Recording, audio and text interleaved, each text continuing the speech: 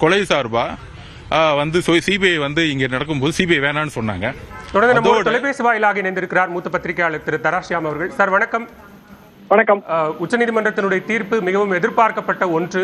எப்படி பார்க்கிறீங்க நீதிபதிகளினுடைய பார்வை? நீதிபதிகளின் பார்வை அது கொஞ்சம் வித்தியாசமானதுதான். இதுல வந்து நமக்கு ஏற்கனவே முன்னுதாரணம் இருக்கு. ஸ்டெர்லைட் வழக்கு விசாரணையின் போது ஒரு நபர் கமிஷன், இதே அருணா ஜெகதீசன், கூடவே வந்து சிபிஐ விசாரணை, ரெண்டும் சேர்ந்துதான் நடந்தது, பேரலல். சிபிஐ விசாரணை கிரிமினல், ஒரு நபர் அப்படின்னா அது வந்து ஃபேக்ட் ஃபைண்டிங் தான். இப்ப சிபிஐ மேல இந்த இடத்துல எஸ்ஐடி கிரிமினல் இன்வெஸ்டிகேஷன், அது முடிஞ்சு இந்த ரிப்போர்ட் சப்மிட் பண்றதுக்கு காலதாமதம் ஆகும். ஸ்டெர்லைட் மேட்டர்ல வந்து போன வருஷம் தான் சிபிஐ வந்து விசாரணை முடிஞ்சு மதுரையில வந்து அறிக்கையை சமர்ப்பித்தது. இப்ப வந்து விஜய் தரப்புக்கு இது அரசியல் வெற்றியாக அவர்கள் கொள்வார்கள். நாங்க முன்வைத்த 2 கோரிக்கைகளையும் ஏற்றுக்கொண்டு விட்டதுன்னு.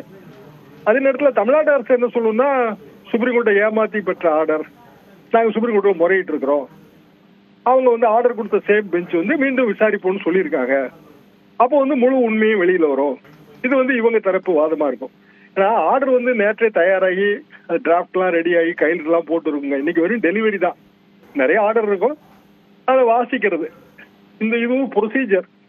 இப்போ புதிய திருப்பங்களை எல்லாம் இதுக்குள்ள கணக்குல எடுக்க முடியாது. எனவே இது வந்து இறுதியான உத்தரவாக நான் பார்க்கல. மாடிஃபிகேஷன் வரும் தான் நான் நினைக்கிறேன். மாடிஃபிகேஷன் வரும்போது முக்கியமான விஷயம் எதுன்னா, செந்தில்குமார் அவர்கள் அப்சர்வேஷனும் சுப்ரீம் கோர்ட் என்ன பண்ண போகுதுங்கிறதா கோடிட்டு சொல்லியிருக்காங்க. நான் ஏற்கனவே உங்க டிவி நிகழ்ச்சியில இதை சொன்னேன். இயற்கை நீதி தான் வந்து எல்லா நீதிகளையும் விட உயர்ந்தது. இயற்கை நீதியின் அடிப்படையில் ஒருவருக்கு எதிரான கருத்து தெரிவிக்கும் போது அவர் தரப்ப கேட்கணும். ஆடி ஆல்ட்ரம் பார்ட்டம் சொல்லுவாங்க. அது வந்து கடைபிடிக்கப்படவில்லை. விஜய்க்கு எதிரான ஒரு கருத்தை தெரிவிக்கும் போது விஜய் தரப்பை ஏன் கேட்கலங்கிற ஒரு இயல்பான கொஸ்டினுக்கு ஆன்சர் இல்லை. இது முதல்ல இருந்தே இந்த ப்ராப்ளம் இருந்துச்சு. சுப்ரீம் கோர்ட் அதையும் இதற்கு பின்னாடி தான் ரிவ்யூ பண்ணும். ஏன்னா ரெஜிஸ்ட்ரேட்டர் தான் அவங்க இப்ப ரிப்போர்ட் கேட்டிருக்காங்க. சென்னை ஹைகோர்ட் ரெஜிஸ்ட்ரி வந்து ரிப்போர்ட் கொடுத்து அது ஒரு ப்ரொசீஜர்.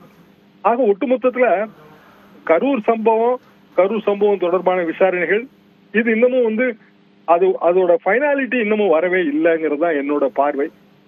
இன்னமும் இது உச்ச நீதிமன்றத்தின் நீண்ட நெடிய படிக்கட்டுகளில் ஏறி இறங்கக்கூடிய ஒரு விஷயமா தான் நான் இதை பார்க்கிறேன். ஆனால் பாதிக்கப்பட்ட மக்களுக்கான நிவாரணம், அதாவது நம்ம நிவாரண தொகை கொடுத்துட்டோம், விஜயும் கொடுத்துருவாரு. ஆனா அதுல வாழ்வாதாரத்தை எல்லாம் இழந்த ஒரு 100 பேர் இருக்காங்க. அவங்க பலதரப்பட்ட வகையில பாதிக்கப்பட்டிருக்காங்க. அந்த மக்களுக்கு நம்ம ஒண்ணுமே செய்யல.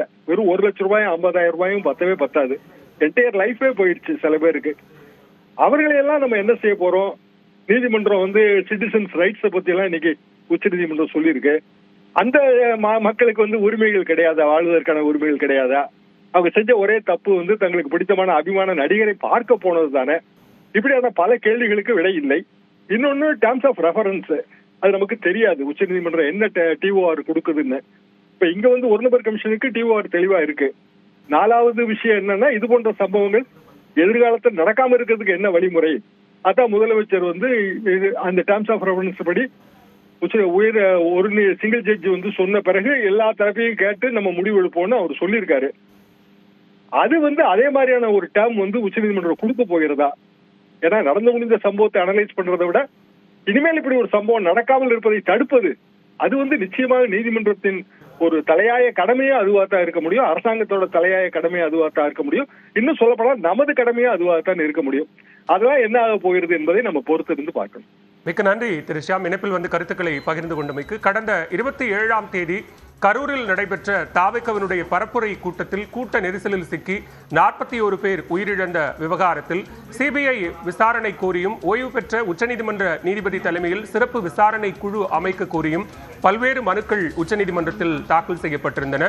இந்த மனுக்கள் மீதான விசாரணை வெள்ளிக்கிழமை நிறைவடைந்து இன்று தீர்ப்பு வழங்குவதாக அறிவிக்கப்பட்டிருந்த நிலையில் இந்த வழக்கில் சில திருப்பங்களும் ஏற்பட்டது. அதாவது மனுதாரர் தரப்பில் 2 போலி மனுதாரர்களாக இருக்கிறார்கள் என்கிற வாதங்களும் முன்வைக்கப்பட்டிருந்தது. இந்த நிலையில் தான் உச்சநீதிமன்றம் தீர்ப்பளித்திருக்கிறது. நம்மோடு தொலைபேசி வாயிலாக இணைந்திருக்கிறார் மூத்த பத்திரிகையாளர் திரு ஆர் கே ராதாகிருஷ்ணன் அவர்கள். சார் வணக்கம். வணக்கம். உச்சநீதிமன்றத்தினுடைய தீர்ப்பு எப்படி பார்க்கிறீங்க? இது நிச்சயமாக ஒரு இம்பார்ஷியல் ப்ரோப்ன்றது அனைவரும் வரவேற்கக்கூடிய விஷயமா தான் இருக்கும். அதில் ஒன்றும் மாற்றுக்கிறது கிடையாது. அது எப்படி சுப்ரீம் கோர்ட் வந்து அஸ்ராகாருக்கு எஸ்ஐடி வந்து இம்பார்ஷியல் இல்லை என்று அவர் எப்படி வந்து கன்க்ளூட் பண்றாங்கன்னு எனக்கு புரியல.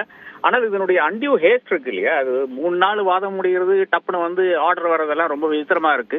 ஏதாவது சுப்ரீம் கோர்ட் இன்னும் வந்து உமர் காலிதனுடைய அந்த மாதிரியான எவ்வளவோ சர்ஜில் இமாம் மாதிரியான நபர்களுடைய பெயில் பெட்டிஷன்லயே வந்து 12 வருஷமா 5 வருஷமா 6 வருஷமா உட்கார்ந்து கொண்டிருக்கிறார்கள் என்பதுதான் உண்மை நிலை. இது ஒரு பக்கம். அடுத்த பக்கம் வந்து 3 பேருக்கு 3 லெசன் வர்றதாக நான் பார்க்கிறேன். அதாவது விஜயை பொறுத்தவரை அவர் வந்துதான் அவருடைய தரப்பென்றே எடுத்துக்கொள்ளலாம், சிபிஐ விசாரணை வேண்டும் என்றதுதான் அவருடைய கோரிக்கையா இருந்தது. இப்போ அந்த சிபிஐ விசாரணை கிடைத்து விட்டது. இதனுடைய விளைவுகள் அவருக்கு தெரியுமாங்கிறது தான்.